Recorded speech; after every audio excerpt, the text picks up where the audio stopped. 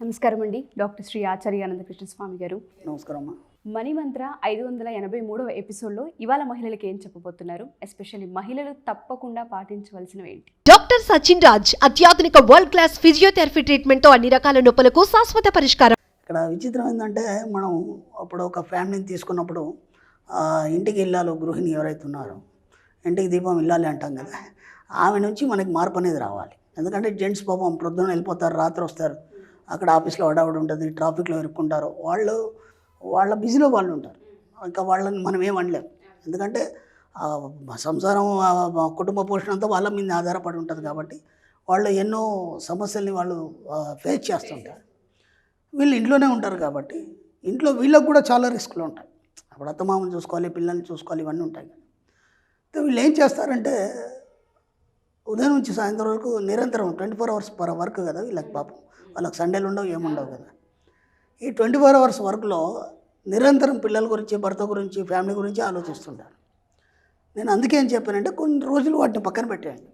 పక్కన పెట్టేసి మీ గురించి మీరు ఆలోచించుకోండి. మీకు చిన్న ఎగ్జాంపుల్ చెప్తాను. ఒక తల్లి ఉంది, ఒక పాప సరిగా తినలేదు, ఒక పూట సరిగా తినలేదు, నాకు వంట నచ్చలేదండి, లేకపోతే తినలేదు. నెక్స్ట్ పూటకి, రెండో పూటకి ఆ పాపకి ఏదైతే ఇష్టం ఉందో అది వండి పెడుతుంది. అలాగే భర్త ఒక పూట సరిగా తినలేదు, ఆయన ఎందుకు తినలేదు అని ఆలోచించి అదే మదన పడుతూ మళ్ళీ నెక్స్ట్ టైంకి ఆయనకి ఏదైతే ఇష్టం ఉందో అది వండి పెడితే ప్రయత్నం చేస్తాను. ఏనాడన్నా తన జీవితంలో తనకిష్టమైంది ఎప్పుడన్నా వండుకుందా? జరగాలి. ఇప్పుడు జరగాలి. మన సబ్జెక్టులు ఏంటంటే మీకు కావాల్సినవి మీరు పొందే ప్రయత్నం చేయండి ఫస్ట్. అర్థమైందా? మన సబ్జెక్టులో మనకు కావాల్సినవన్నీ మనకు కావాల్సిన ఆనందాలు కావచ్చు, మన సంతోషాలు కావచ్చు, వాటిని మీరు పొందండి. మీ కోరికలన్నీ తీర్చుకుంటేనే విశ్వం మీకు సహకరిస్తుంది, మీకు డబ్బు సంపద ఐశ్వర్యం వస్తుంది. మీ కోరికలను అలాగే బలవంతం పక్కన పెట్టేశారనుకోండి, మీ దగ్గరికి ఏది రాదు. మన సబ్జెక్ట్ అది. మన సబ్జెక్టులో కోరికల్ని బలవంతంగా అంచుకోవద్దు, ఓకేనా? ఆ కోరికల విషయంలో మీరు ఏమైనా కోరుకోండి, అవన్నీ సాధ్యం అవుతాయి. అసాధ్యం అంటూ ఏముండవు. ఇప్పుడు మీరు మీ బర్త్డే ఉంది, మీరు ఆయన ఇబ్బంది పెడతారు, నాకు ఆ నగ చేయించమని. మీరు ఇబ్బంది పెట్టాల్సిన అవసరం లేదు. మ్యాక్సిమం మీకు ఎలాంటి నగ కావాలి, ఎలా కావాలనేది ఊహించుకోండి అంతే. ఒక 6 నెలల ముందు నుంచో, 3 నెలల ముందు నుంచో, అది మీరు బర్త్డేలోపు మీరు పొందినందుకు మీకు తెలియకుండా సర్ప్రైజ్గా ఆయనే కొని తీసుకొస్తాడు. అట్లా ఎన్నో జరిగినాయి. మన స్టూడెంట్స్ విషయంలో ఎన్నో జరిగినాయి. వాళ్ళే క్లాసులో చెప్తారు మనకి, ఆయన ఇది నాకు ప్రజెంట్ చేశారండి నా బర్త్డేకి అని. ఆమె అడగలేదు. అర్థమైందా? మనకు కావాల్సిన దాన్ని మనం ఊహిస్తే ఏ విధంగానైనా వస్తుంది. లేదా వాళ్ళ అమ్మ వాళ్ళు గిఫ్ట్ ఇవ్వడం కానీ, లేకపోతే ఇంకెవరైనా వాళ్ళ సిస్టర్స్ వాళ్ళు ఎవరైనా గిఫ్ట్ ఇవ్వడం ఇది జరుగుతుంది. కాబట్టి మీ కోరికల్ని బలవంతంగా ఎక్కడ కూడా అంచుకోకండి. ముందు మీకోసం, మీ ఆరోగ్యం గురించి, మీ యొక్క ఆనందం గురించి మీరు చూసుకోండి, ఓకేనా? First point. ఇప్పుడు సాయంత్రం కాగానే అన్ని కార్యక్రమాలన్నీ ముంచేసుకొని మీరు పడుకుంటారు కదా. పడుకునే ముందు ఏముంచుకుంటారు మీరు? ఫస్ట్ భర్త, పిల్లలు అవన్నీ పక్కన పెట్టేయండి. అర్థమైందా? ఇప్పుడు మీరు సంపాదించాలనుకుంటున్నారు కదా, మరి డబ్బు సంపాదించాలనుకుంటున్నారు. సంపాదించాలనుకున్నప్పుడు మీరు రేపు ఎలా జరగాలి అది జరిగిపోతుంది ఎట్లాగో. దాని గురించి మీరు ఆలోచన ఏం లేదు. ఎందుకంటే అది రొటీన్ కదా. మీరు ప్రొద్దున లేవగానే పిల్లల్ని రెడీ చేయాలి, పంపించాలి, భర్తను ఆఫీస్ పంపించాలి, ఇంకేమైనా కార్యక్రమం ఉంటే ఇవన్నీ రొటీన్. అవన్నీ మీకు ఐడియా ఉన్నాయి. ఇంకా వాటి గురించి ఆలోచించే పని లేదు. అందరూ కూడా సామాన్యంగా మీరు చెప్పినట్టుగానే పడుకుంటప్పుడు అవన్నీ ఊహించుకొని పడుకుంటారు. రాత్రి ఇడ్లీ పిండి పెట్టాను, ప్రొద్దున ఇడ్లీ వేసి లేకపోతే వడలు పెట్టాను, ఆ పిండి బాగా నలిగిందా లేదా ప్రొద్దున లేసే, ఇవన్నీ పిచ్చి పిచ్చి ఆలోచనలు అవి. అర్థమైందా? అది బాగా రాకపోతే బయట నుంచి టిఫిన్ తెప్పిస్తాము, లేదంటే బయట వెళ్ళినప్పుడు కొనుక్కుంటారు, లేదంటే స్విగ్గీలో తెప్పిస్తారు. అవన్నిటికి మీకు అవసరం లేదు, ఓకేనా? జస్ట్ పడుకునేటప్పుడు హాయిగా రిలాక్స్గా పడుకోండి, ఓకేనా? తిన్నారు, పడుకున్నారు, సంసారం అయిపోయింది, నిద్రలోకి జారుతున్నారు మీరు. అర్థమైందా? నిద్రలోకి జారే ముందు ఇంకే ఆలోచనలు ఉండవు కదా. ఆ నిద్రలోకి జారే ముందు మీకు ఏమేమి కావాలో ఊహించండి. ఊహిస్తూ నిద్రపోండి. ఊహిస్తూ నిద్రపోవడం వల్ల ఏమవుతుందంటే కళలు నిజమవుతాయి, ఊహలు నిజమవుతాయి. అర్థమైందా? మీకు ఎలాంటి కోరిక ఉన్నా సరే సరిగ్గా నిద్రలోకి జారే ముందు మాత్రమే మీ కోరికలన్నింటినీ విశ్వానికి చెప్తూ నిద్రపోండి, ఓకే? ఇవన్నీ వద్దు, మాకు ఏం కావాలో కూడా మీకు క్లారిటీ లేదు. చిన్న పని చేయండి. జస్ట్ పడుకొని నిద్రలోకి జారే ముందు డబ్బు, సంపద, ఈ 2 పదాలని చెప్తూ నిద్రపోండి. ఆటోమేటిక్గా మీ జీవితంలోకి డబ్బు, సంపద ఆహ్వానించబడుతుంది. ఇంకా వేరే ఏ ఆలోచనలు కూడా రానివ్వకండి. అది ఎలా ఉండాలంటే ఒక చిన్న పిల్లాడికి అమ్మ ఒక కథ చెప్తుండే, ఆ కథ వినుకుంటూ ఊహించుకుంటూ నిద్రపోతుంది. పోయిన తర్వాత ఆ నిద్రపోయిన తర్వాత కళలో ఆ కథకు సంబంధించిన రూపం అంతా కనిపిస్తుంది. అర్థమైందా? తర్వాత తెల్లారు లేచిన తర్వాత అమ్మ నాకు ఇలా కలపడిందని చెప్తుంది ఆ పాప. అలాగే మీరు కూడా పడుకొని నిద్రలోకి జారే ముందు డబ్బు, సంపద అనుకుంటూ చెప్పుకుంటూ దాన్ని ఊహిస్తూ పడుకోండి. ఆటోమేటిక్గా మీ జీవితంలోకి డబ్బు, సంపద రావడం అనేది మొదలవుతుంది, ఓకే? ఇక ఉదయం నిద్రలేస్తారు. మన పిల్లల కంటే అందరికంటే ముందు మీరే లేస్తారు, ఏదో కొంపలు మునిగిపోయినట్టు. ఏం కాదు. ఆ నిద్ర లేచే ముందు కూడా ఏం చేస్తారంటే మీకు ఎలాంటి డిస్టర్బెన్స్ ఉండదు. ఆ నిద్ర లేచినప్పుడు ఎంత ప్రశాంతంగా ఉండాలంటే మీ మనసు, ఎందుకంటే నైట్ అంతా మీరు ప్రశాంతంగా నిద్రపోతారు కాబట్టి మీ యొక్క సబ్కాన్షియస్ మైండ్కి ఏం పని ఉండదు. ఉదయం లేవగానే అది ఫ్రెష్గా ఉంటుంది. అర్థమైందా? ఉదయం లేచినప్పుడు మీరు ఏం చెప్తే అది తీసుకుంటుంది. ఓకేనా? ఉదయం లేవగానే ఏం చేస్తారంటే మీరు ఎక్కడైతే పడుకున్నారో అక్కడి నుంచి మీ ఇంట్లో నార్త్ సైడ్ ఎక్కడ ఉంటుంది అటువైపు మొహం చేయండి. ఓకేనా? నార్త్ సౌత్ ఎప్పుడు ఆకర్షించుకుంటాయి. ఓకేనా? నార్త్ పోలు సౌత్ పోలు ఆకర్షించుకుంటాయి. కాబట్టి మీరు ఏం చేస్తారంటే నార్త్ సైడ్ ఫేస్ చేయండి. నార్త్ సైడ్ ఫేసి సింపుల్గా ఈ చిటికెన వెళ్తాను ఇక్కడ రిచ్ అని రాసుకోండి. RICH రిచ్ అని రాసుకోండి. ఓకేనా? మీ తలరాతలు ఎవరో బ్రహ్మ కూర్చుండి రాయడు. అర్థమైందా? మీ తలరాతలు మీరే మార్చుకుంటారు. ఎప్పటిదాకా ఎన్నో అవమానాలు పడ్డారు, ఎన్నో బాధలు పడ్డారు, అవన్నింటినీ మర్చిపోండి. ఇక లేదు, ఇక మన సబ్జెక్టులు ఇప్పుడు ఎంటర్ అయినారు కాబట్టి మీరు డబ్బు సంపద ఐశ్వర్యం సంపాదించాలి కాబట్టి ఉదయం లేవగానే నార్త్ సైడ్ ఫేస్ చేసి జస్ట్ రిచ్ అని రాసుకోండి. ఓకేనా? రాసుకొని ఏం చేస్తారు, మెల్లిగా బెడ్ మీద నుంచి కాలు కింద పెడతారు. ఒక కాలు కింద పెట్టినప్పుడు డబ్బు అని చెప్పండి, ఇంకో కాలు కింద పెట్టినప్పుడు సంపద అని చెప్పండి. అయిపోయింది, ఇక్కడికి అయిపోయింది. ఓకే. ఆ తర్వాత మెల్లిగా వెళ్ళేసి మీరు ఏం చేస్తారంటే టీయో కాఫో సిప్ చేస్తారు. కొద్దిగా ఫ్రెష్ అయిపోయిన తర్వాత ఆ సిప్ చేసేటప్పుడు ఒక అఫర్మేషన్ ఎన్నుకోండి. ఎలాంటి అఫర్మేషన్ అంటే, నేను నిరంతరం డబ్బు సంపదతో కూడి ఉన్నందుకు విశ్వానికి కృతజ్ఞతలు. ఈ అఫర్మేషన్ చెప్పండి. ఓకేనా? ఆ కాఫీ అయ్యేంతవరకు ఆ అఫర్మేషన్ చెప్పండి. ఇప్పుడు ఏమవుతుంది, ఆ కాఫీతో పాటు ఆ అఫర్మేషన్ మీ శరీరంలో జీర్ణించబడుతుంది. మీ అణువున ఆ యొక్క అఫర్మేషన్ స్థిరపడిపోతుంది. అర్థమైందా? అది అయిపోయింది. ఆ తర్వాత స్నానానికి వెళ్తారు. హాయిగా బాత్ చేస్తూ చెప్పండి, అందరూ అన్ని వేళ నాకు సహకరిస్తున్నందుకు విశ్వానికి కృతజ్ఞతలు.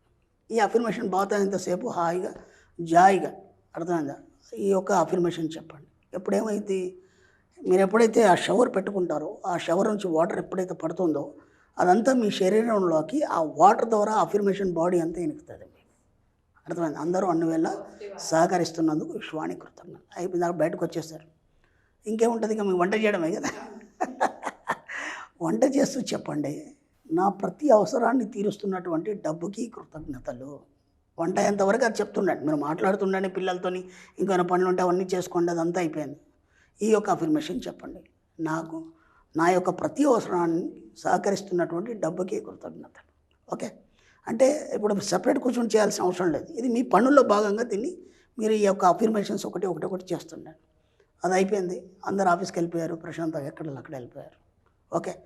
ఆ తర్వాత హాయిగా ప్రశాంతం మీకు ఎప్పుడు వీలు ఉంటప్పుడు ఓకే ప్రశాంతం కూర్చొని ఏ డిస్టర్బెన్స్ ఉండదు. మీకు ఉదయం లేవడంతో చాలా పీస్ఫుల్గా లేవాలి, ఎలాంటి ఆలోచనలు ఉండదు. ఇవన్నీ అఫర్మేషన్స్ అనేది ప్రశాంతంగా కూర్చున్నారు. కూర్చున్న తర్వాత చెప్పండి, నేను సంపూర్ణ ఆరోగ్యంగా ఉన్నందుకు విశ్వానికి కృతజ్ఞతలు. ఓకే. లేదా ఇంకా 2-3 అఫర్మేషన్స్ మీకు ఏవైతే కోరికలు ఉన్నాయో వాటిని ఒక 10 నిమిషాలు చెప్పండి. ఆ తర్వాత మీ పని మీద పడిపోండి. రెస్ట్ తీసుకుంటారా, బయటకు వెళ్తారా, మార్కెట్ చేసుకుంటారా, ఇవన్నీ చేసుకోండి.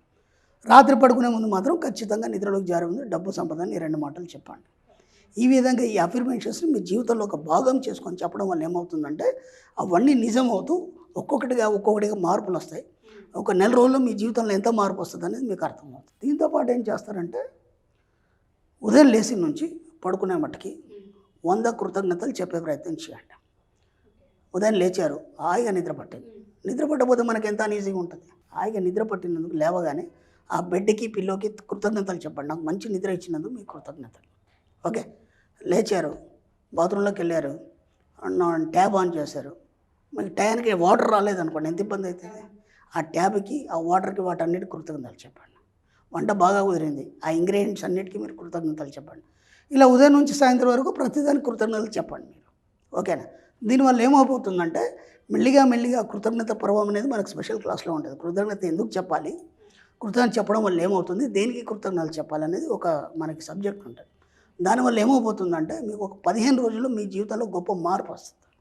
రోజు 100 కృతజ్ఞతలు చెప్పడం వల్ల మీ జీవితంలో చాలా గొప్ప మార్పు.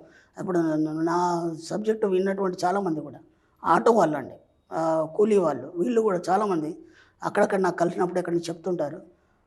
నా క్లయింట్స్ కూడా చాలామంది చెప్తుంటారు, ఏమండి ఆటో దిగ్గానే థ్యాంక్స్ అని చెప్పాడండి డబ్బులు ఇవ్వగానే.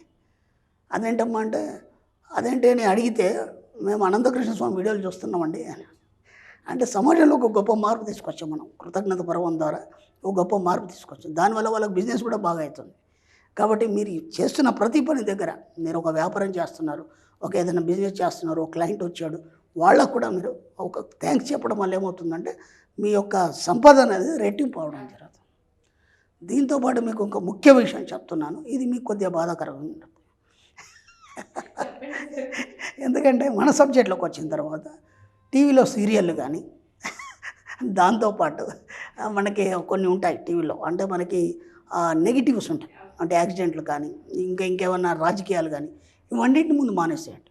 ఇప్పుడు నా క్లయింట్స్ లేదా నా స్టూడెంట్స్ చాలామంది ఆడవాళ్ళు, వాళ్ళందరికీ చేతులెత్తి నమస్కరిస్తున్నాను, చాలామంది సీరియల్ చూడడం ఆపేశారు.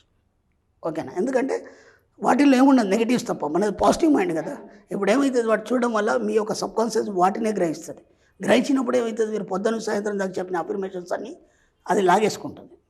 అప్పుడు ఏమవుతుంది, మీ జీవితంలో వ్యతిరేక ఫలితాలు వస్తాయి. కాబట్టి వీలైనంత మట్టుకి, ఎందుకంటే ఉన్న పలంగా ఎవరు మానలేరు, వాటికి అలవాటు పడ్డారు కాబట్టి మెల్లిగా అవాయిడ్ చేసి వీలైనంతగా టీవీలో మీరు ఏం చూస్తారంటే ఎంటర్టైన్మెంట్ ప్రోగ్రామ్స్ చూడండి. ఒక జబర్దస్త్ గురించి, లేకపోతే ఏదైనా ఫిల్మీ సంబంధించి కానీ ఏవైనా ఎంటర్టైన్మెంట్ ప్రోగ్రామ్స్. ఓకేనా? దాంతో ఇంతకుముందు మనం పాత సినిమాలు ఉండేది, పాత సినిమాలు ఏముండేది, ఒక రాము ఉండేది, ఆ రాము హీరో. ఆ రాము ఎప్పుడు కష్టపడుతూనే ఉంటాడు, దరిద్రాలన్నీ వాడికే ఉంటాడు, అవునా కదా?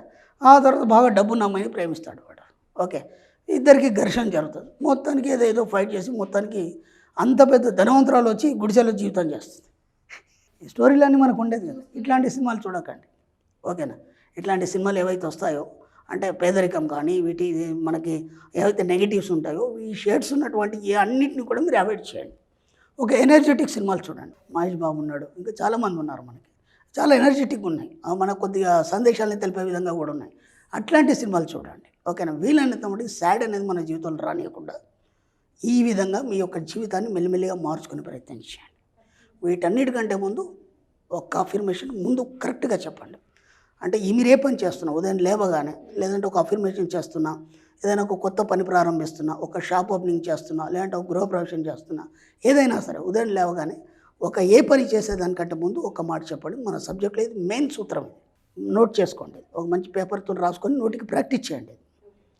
నేనున్న నా జీవితపు అనంతత్వంలో అంత సవ్యంగా, ఒక్కటిగా, సంపూర్ణంగా ఉంది, అందుకై విశ్వానికి కృతజ్ఞతలు. మీరు ఏ పని చేస్తున్నా ఈ అఫర్మేషన్ చెప్పి స్టార్ట్ చేయండి. మీ జీవితం అలాగే సంపూర్ణంగా ముందుకెళ్ళిపోతుంది. తప్పకుండా సార్.